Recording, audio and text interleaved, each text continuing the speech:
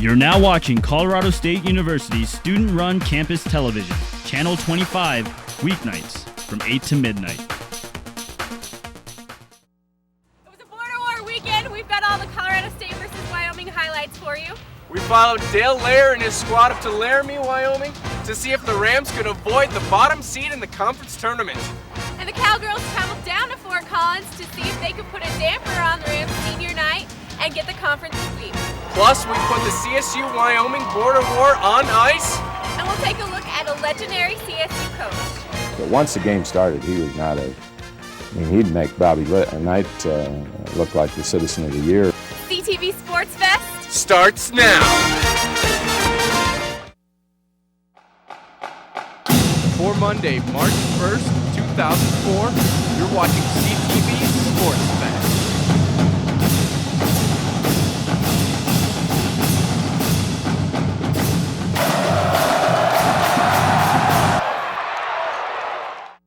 Welcome to Sportsfest. As always, I'm Melissa Rogers, and joining me this week and for the rest of the semester, Gavin Moberg. That's right. After my appearance on the show a couple weeks ago, the station was just flooded with requests, well, more like demands, right, that I anchor. So, well, finally I'm here, and let's get the party started, huh? No, I'm just kidding. Skip got a job in Denver. We wish him all the best. But never mind all that. Let's get to the important stuff like the men's basketball game in Laramie on Saturday. That's right. We took the wonderful drive up north, and if you didn't, don't worry about it. Got all the border war highlights right here. Well, it was more like a bottom-of-the-barrel battle instead of a border war. The bottom seed in the conference tournament was on the line. Hold on, everybody. It's time to cowboy up. CSU's first possession of the game, Dwight Boatner feeds it inside to Matt Williams. He gets doubled and gives it off to his man, Ronnie Clark, for the high-percentage shot. Clark would finish the afternoon with 10 points and 8 boards. A little bit later, Clark is fighting for the loose ball. Hey, he can share too. Finds Nelly with authority. Nelly had 14 on the night. See, right here, this is what CSU is best known for around the conference. Clark with the turnover. Wyoming's Michael Watson pushing it up the floor, dishes to his buddy David Ridinghouse, who's dropping bombs. Pay attention to that name, folks. You're going to hear it again in about a minute. The freshman Boatner gives it up this time. Watch the hustle to get back on D, though. That cannot feel good. Boatner getting his WWF on, clotheslining Jay straight. He'd get up after that, and, well, he would be straight. Boat gets the intentional foul, but says, hey, I'm just playing hard, dog. I got nothing but love for you. That was about it for the first half. No joke, people. Look at the scoreboard. 15-16 with 5 minutes to play in the half. A little simple math. That's 2 points a minute, a bucket a minute. We got exciting stuff. Halftime score is 31 apiece. Second half now, Melissa. What'd the five fingers say to the ball? What's that? Slap! Oh. Nelly says, I'm Rick James, fool! Watch this, though. Next time down the floor, I believe that's what you would call posterized. Maury Correa over the big 7-footer. Later on, Nelly over Joe Reese to give the Rams a 6-point lead, 50-44. That would be their biggest lead and last lead of the game. Remember that name Ridinghouse I mentioned a little bit ago? Here he is again, giving the Pokes a 52-50 lead. Everybody in Arena Auditorium juiced. I can't even say the name, it's so bad. Sportsfest flashback right here. Last time the Rams lost in Laramie, November 1st. Almost 4 months to the day. Well, it was a sad sight, everybody. Football head coach Joe Glenn trying to bring some of that bronze boot magic to the B-ballers. Would it work? Who can doubt the magic of the bronze boot? Ridinghouse one more time. This time it's and one. The one's good. And CSU's heading home with the 8th seed in the tournament and a 67-61 loss. Men's basketball, oh yeah, that Ridinghouse guy. He scored 14 in the last 7, and that's how the Rams lose by 6. They all but lock up the 8th seed in the conference tourney, but some would argue that it's more of a blessing in disguise. Some seem to think that, Utah's a little more dangerous than Air Force. I guess the Falcons still aren't being taken seriously. Either way, the Rams are going to have their hands full. I thought Adams and Ridinghouse hitting those big threes within the minute's time was the turning point. Had a couple of turnovers in there. I thought they outplayed us when it counted. We still believe. All of us still believe. All of us gonna keep working hard. We ain't letting down till the season is actually over. And we've had a lot of things not go our way, but there hasn't been a day where we haven't worked hard, and I expect us to continue to do so. It's not your The MWC looks a little like this. The Falcons soar alone at the top with a 10-2 record. The teams from the state of Utah have an identical 8-4 record. Must be some sort of state alliance, I don't know. UNLV, New Mexico, San Diego State, and Wyoming follow with your beloved Rams trailing like a tortoise at the start of a race against a hare. Who knows, maybe they'll creep past the finish line first like they did last year. But before all that, the Rams have got one more chance to end their regular season on a high note, and that's with their last game at Moby on Saturday. It'll be a send-off for seniors Ronnie Clark and Derek Stevens, and an always welcoming, well maybe, homecoming for ex-CSU coach Richie McKay. The 7-game losing skid for the Rams all began with a 51-63 loss to New Mexico at the pit. Now New Mexico comes to Fort Collins to finish the series. The Rams will have to contain the league's leading scorer in Danny Granger. Granger averages just under 20 a game and dropped 13 on the Rams at UNM. The Rams were without Matt Nelson in that game, but they could be without star Michael Morris, who is still questionable with his ankle sprain. This might be a better opportunity for the Rams to get their star players healthy before heading into the conference tournament, that is. It's the 14-11 Los Lobos against the 11-15 Rams Saturday afternoon at Moby Arena. Game time is at 3 p.m., not 7, which was on the original time. And the halftime, though, will be a special ceremony honoring the 1969 Elite 8 team. It's that time of the week again, the moment you all set your clocks to. It's time for the weekly random Ram fact, and this week's brain buster is: when was the last time the men's half of the basketball team completed the season series sweep of the Wyoming Cowboys? Get your thinking caps on. We'll reveal the truth at the end of the show. By the way, don't go anywhere. We've got all kinds of excitement on the border war this weekend as the show goes on. And up next, it's the women's side of the coin as the Cowgirls came to Fort Collins, and later on in the show, a tribute to 2 Ram seniors who possibly played their last game at Moby Arena. And CSU hockey wasn't the only show on ice this weekend. The Colorado Eagles played 2 at home this weekend, and we'll have Friday night's highlights coming up. Hey Ram fans, CSU basketball is going strong this season, and if you've missed out on the action, it's not too late to join fellow Moby Maniacs in supporting your Rams. The men's and women's basketball teams are looking for your help to give Moby a home court advantage in their upcoming games. Bring your friends, bring your residence hall, bring your roommates, and bring yourself to watch head coaches Dale Lair and Chris Danker lead the Rams to victory in Moby Arena. Admission is always free to students. For more information, call 491-RAMS or visit csurams.com.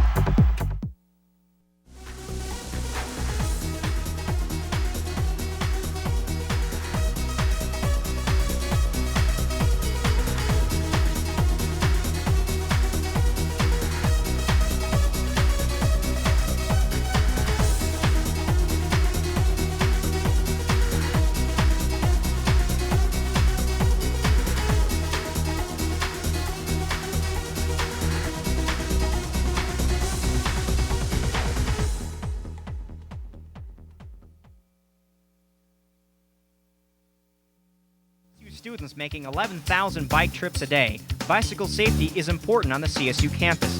CSU bike patrol officers work to maintain safety and regulate bicycle traffic. They need your help. Obey all posted signs. Make sure you have a light on your bike at night. Walk your bike in dismount zones. Yield to pedestrians at all times. By doing these things, you'll be maintaining bicycle safety at CSU. For more information, call 491-6425.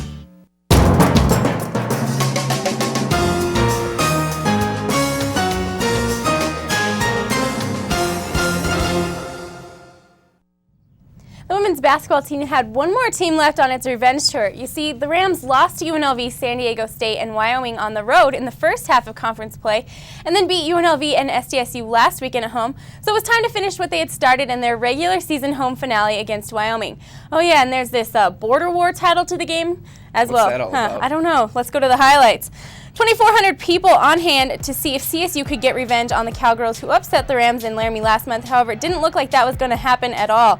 Wyoming's Ashley Elliott couldn't miss a shot, while the Rams, well, they couldn't even buy a bucket.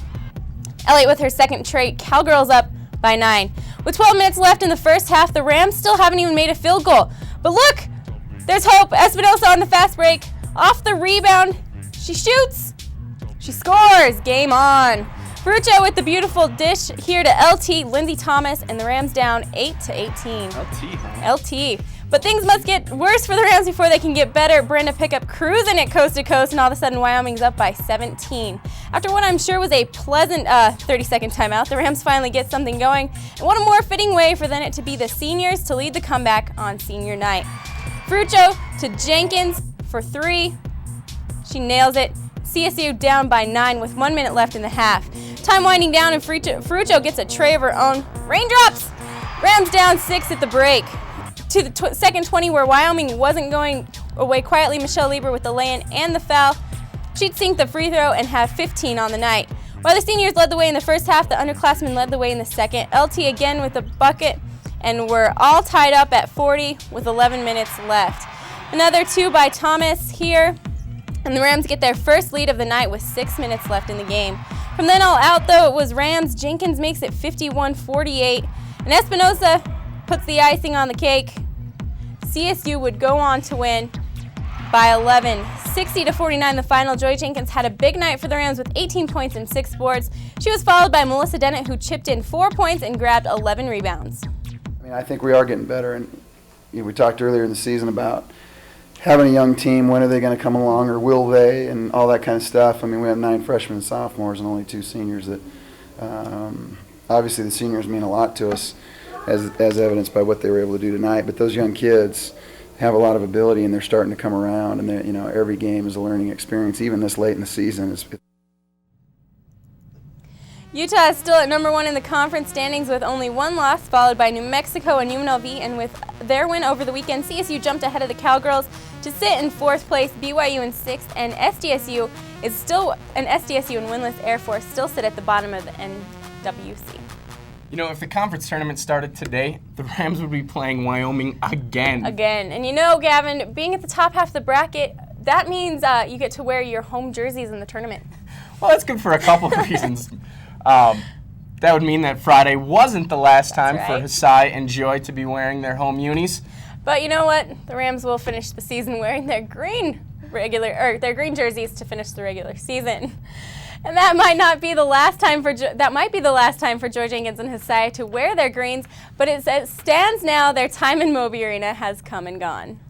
For the past 4 years, Colorado State basketball fans have been watching seniors Joy Jenkins and Hasai Futo develop into key factors for the women's basketball program. The two have helped CSU to an 86-36 record while playing for the Rams. And this past weekend, they most likely played in Moby Arena for the last time. She has missed only 1 game in her entire career, which spans 120 games. She sacrificed seeing her family for 7 years to play basketball in America.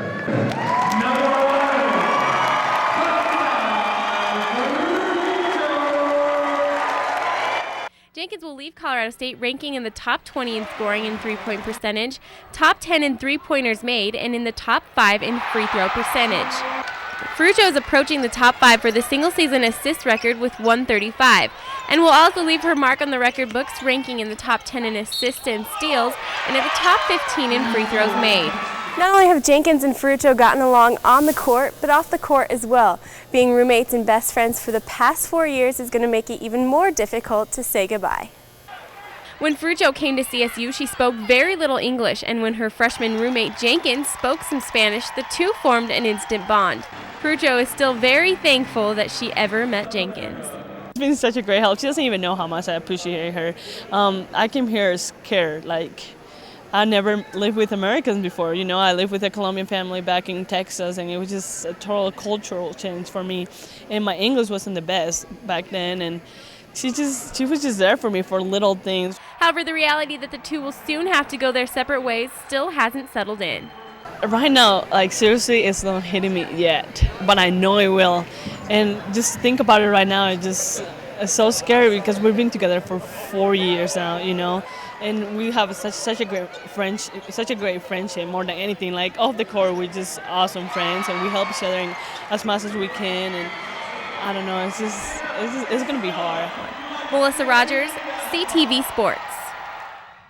Jenkins and Futo could possibly have one more chance to play at Moby Arena, but that would only be if the Rams could host a postseason game. We're not quite yet at the postseason, though. We still need to concentrate on the final 2 regular season games, both of which are on the road. Let's start in the Springs, shall we? The women will travel south to attempt the season sweep of the Lady Falcons. I'm thinking that might not be too hard, seeing as the Air Force has that donut in the W column. Last game at Moby, the Rams stifled the Air Force offensive attack, giving up just 46 points en route to a 37-point domination. Head to the academy and bring your brooms, too. There's a good chance you'll need them. We'll head a little further south to New Mexico. The Lobos could pose a bit more of a challenge for the Rammies. Although CSU won their half of the matchup by 15 points, New Mexico is sitting in second in the conference. They've got a full 3 games on the Rams in the standings, but CSU could possibly jump a slot with 2 wins this week. So that's Thursday night, 7 p.m. tip time, Colorado Springs. Be there or be square. Saturday, you have a better excuse not to go. It's a little bit further. In case you do want to go, though, tip time is 2 p.m., but there is no excuse for not going to the Springs. While we are still a few weeks away from the basketball conference tournaments, the track and field teams competed in the indoor Mountain West tournament in Colorado Springs over the weekend. And it was deja vu for the Rams as they finished in the same places as they did in last year's indoor season. The men in second place and the women in third. The men were led by John Woods, who won the 60-meter dash in a school record time of 6.69. The team championships were taken home by guess who else but the evil empire, BYU. Spring sports are really beginning to wind down, including the CSU hockey team, as they are headed to nationals. They're fast approaching for them. But the highlights from the highlights from the ice version of the Border War. And the Eagles were skating a 2-game homestand this weekend. We'll have the highlights from Friday night's game as the Eagles are getting ready for the CHL playoffs, and we take a blast to the past to check out one of CSU's grandest legends. Don't go anywhere. The Lori Student Center is the place to be. It's the place for taking care of business and the place to buy and sell textbooks. It's the place for staying connected, student organizations, leadership programs, and more, all right here. It's the place to eat. It's the place for entertainment. There's always something happening at the LSC. Movies, art exhibits, and special performances. Check it out online.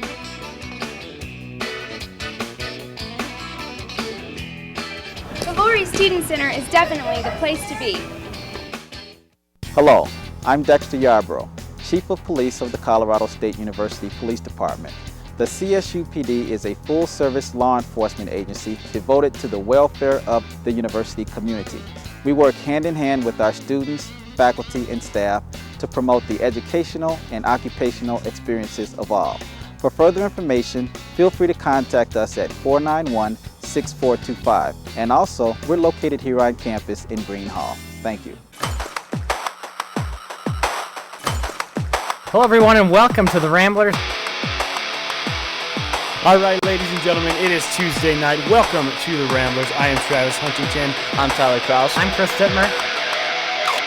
A great game this weekend. Another huge game for the Rams.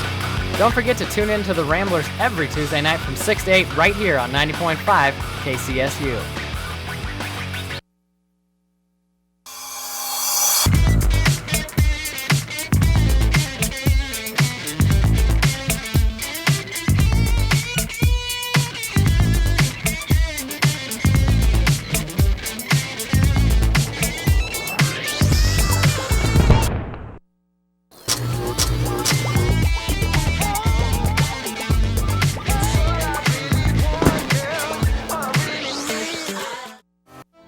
Watching Emmy Award-winning campus television, winner of the 2003 Heartland Regional Emmy Award for Outstanding Student Achievement.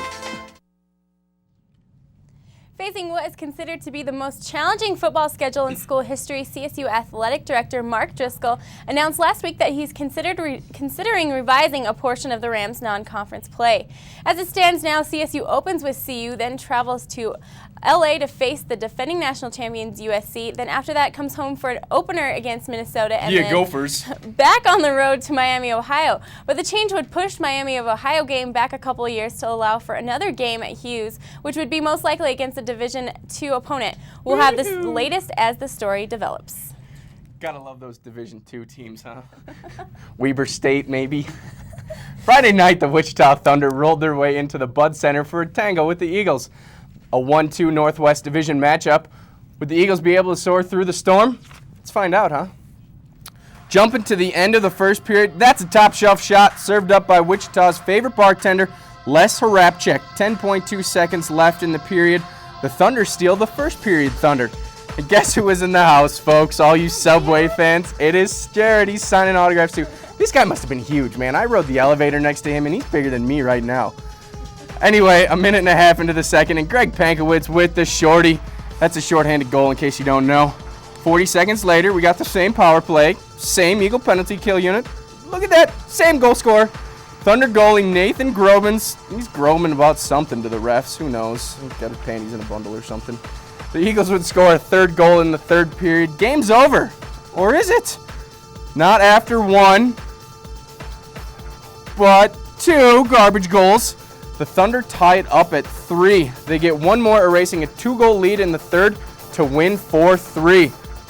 Sunday they avenged. Thank you. It's just the wrong way to play the game.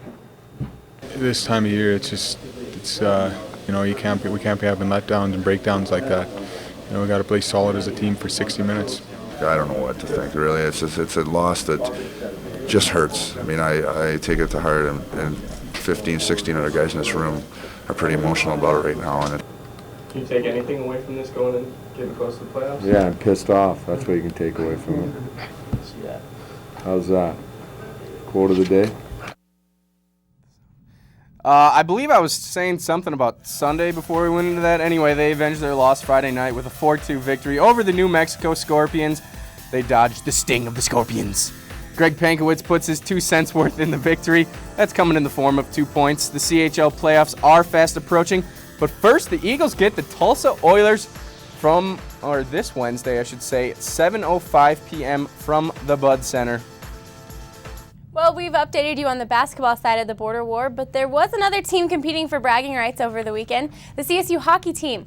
The Rams and the Cowboys squared off a week ago with CSU getting the 9-1 victory. Fast forward 1 week later, and it's time for the second part of the matchup, this time in Fort Collins to Epic Ice Rink. We're halfway through the first. Josh Pillman starts things up for the Rams, scoring the first goal of the night soon after the boys get a little riled. Guess that's why they call it a rivalry, maybe?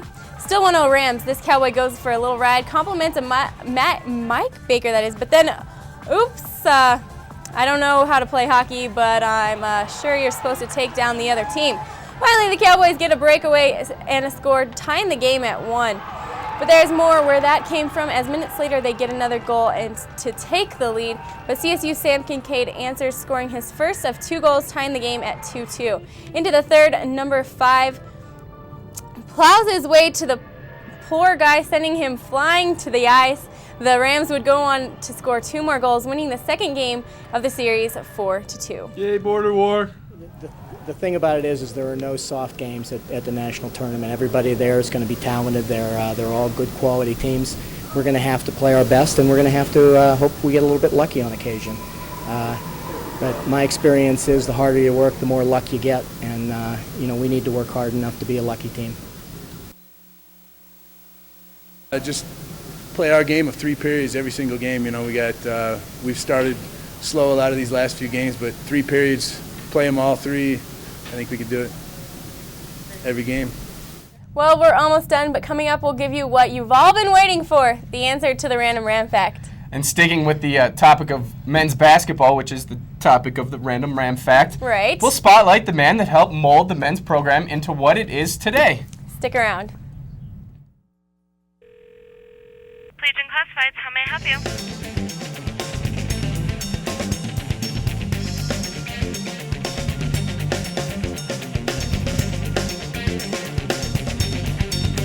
Place it, find it, buy it, sell it, rent it.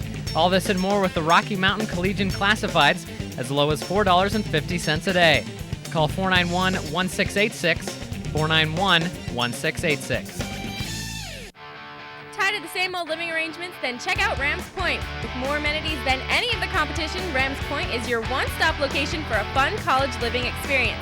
Individual leases are currently available. Check out Rams Point, a student apartment community. Campus service officers are the eyes and ears of the CSU Police Department. They provide safe walks to all students and are available 7 days a week. To request a safe walk, pick up an emergency phone on campus, call the Safe Walk line, or simply ask a CSO on duty. CSOs patrol and provide walks from Constitution to Matthews Street and Prospect to Mulberry Street. To be safely escorted to your destination, call 491-1155. One radio, 24 hours a day, 7 days a week. Zero commercials. Turn it up!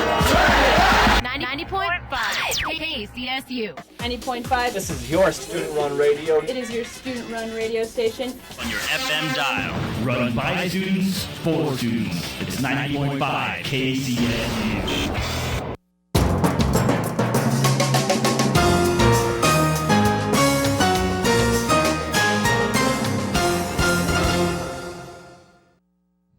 Well, Gavin, we all know firsthand about coaching legends at CSU like Sonny Lubick and Tom Hilbert, but there's one man who came before them.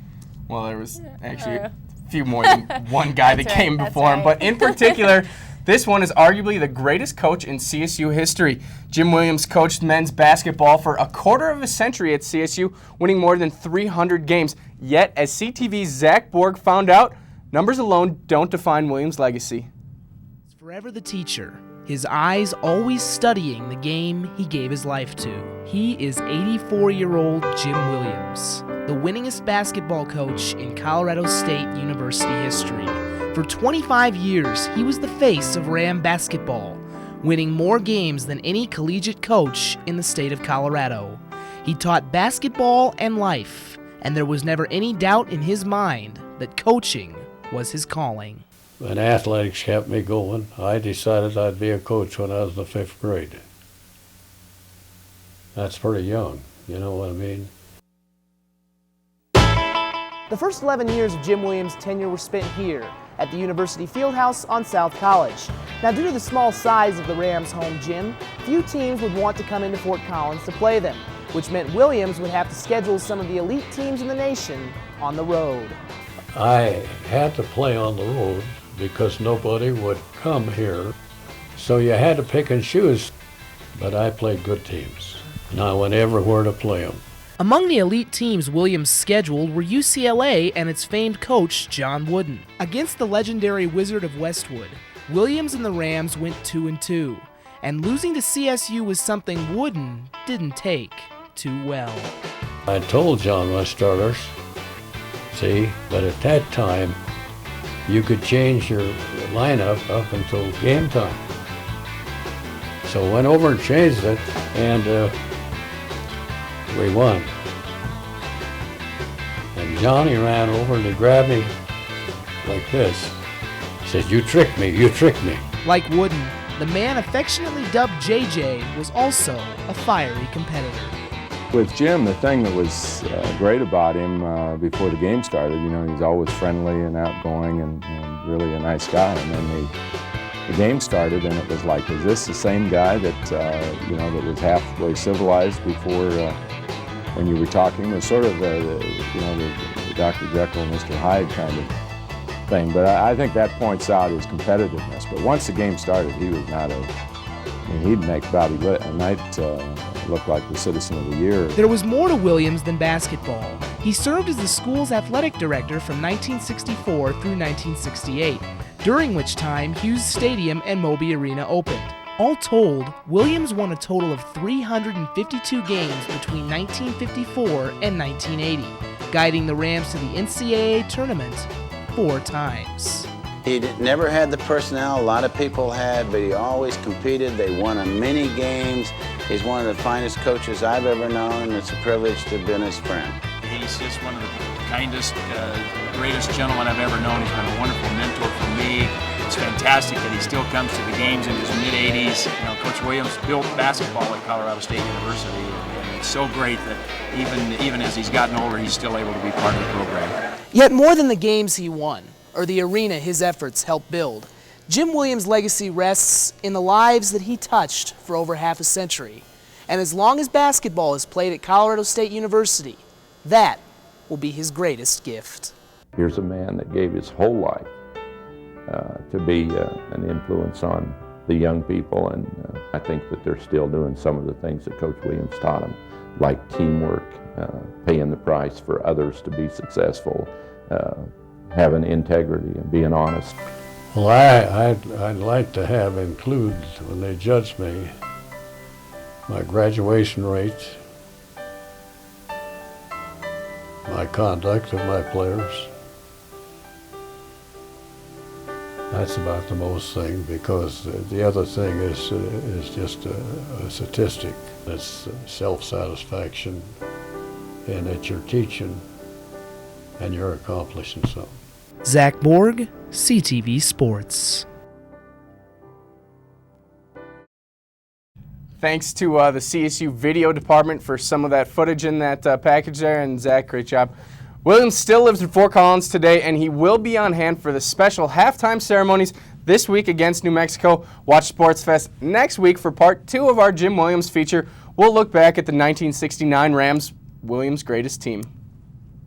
With the show coming to a close, we'd better get in the answer to the random Ram fact. Yay. If you remember, the question was, when was the last time the men's basketball team swept Wyoming during the regular season? The answer, the 1999-2000 season. Well, maybe they'll get the boys next year. Anyway, before we say goodbye, there's one more thing to know. This weekend, the softball team has their home opening series against Utah State. Games on Saturday at noon and 2, and then on Sunday at noon again. Go see them. They're good this year. They're really good. And with that said, we come to the end of this show, but don't worry, we'll be back next year with next week, with more. I'm not going to be back next year. I don't know. Me neither. Like it or not, I'm here to stay, but for now, we're going to go. Watch CTV Sportsfest next week for all the latest news, highlights, and Ram athletics. From Melissa Rogers, I'm Gavin Moberg. Good night.